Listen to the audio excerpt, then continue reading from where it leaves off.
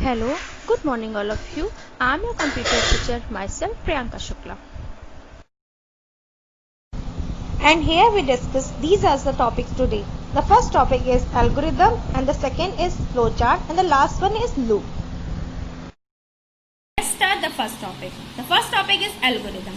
The algorithm, the logical sequence or system for a program is called the algorithm. It is written in simple English. Algorithm help to understand the flow intended the program easily. Another advantage of algorithm is used to develop the graphical and called the flow chart. तो सबसे पहले आपको एक आम भाषा में, एक साधारण भाषा में ये समझना है कि एल्गोरिथम क्या है। तो बच्चों, एल्गोरिथम शब्द का अर्थ होता है गणना या अन्य समस्या समाधान, संचालन, पालन की जाने वाली नियमों की एक प्रक्रिया या सेट। एल्गोरिथम का डेटा प्रोसेसिंग समस्या को हल करने के लिए स्टेप बाय स्टेप प्रदर्शन करता है। इसका क्या कार्य होता है, इसको अगर हम चाहें तो ये कह सकते हैं, ऐसे परिभाषित कर सकते हैं कि अपेक्षित परिणाम प्राप्त करने के लिए किसी कार्य को कैसे एग्जीक्यूट किया जाता है। एल्गोरिथम का उपयोग विभिन्न क्षेत्रों में कंप्यूटर प्रोग्रामिंग, गणित और दैनिक जीवन में व्यापक रूप से किया जा सकता है। अब नेक्स्ट टॉपिक आपका आता है फ्लो चार्ट। फ्लो चार्ट तो देखिए लिखा हुआ है, flow chart is a graphic representation of a step of an algorithm. It is a set of different types of boxes and the symbols are that are connected to the arrow and lines. Some common blocks or symbol used to create the flow chart are given.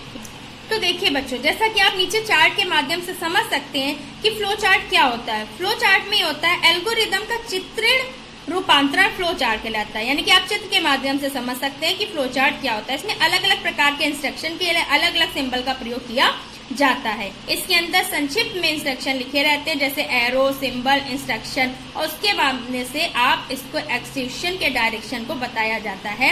इसमें programme लिखना आसान हो जाता है तथा गलतियां सुधारना भी सरल हो जाता है।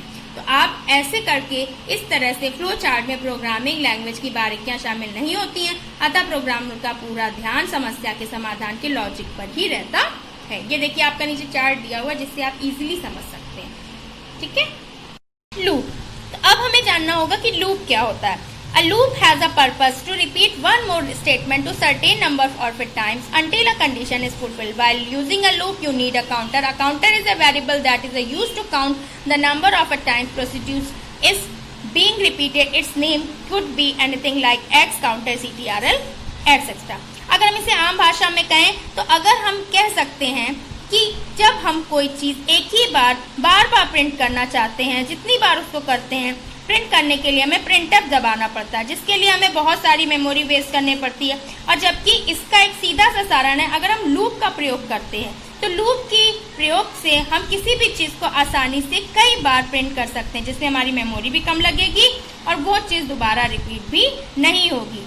ठीक है। तो ये इजीली वे हो जाता है। आप सी लैंग्वेज के माध्यम से लूप का प्रयोग करना सीख सकते हैं और आप इसको अपने कंप्यूटर प्रोग्रामिंग में यूज कर सकते हैं।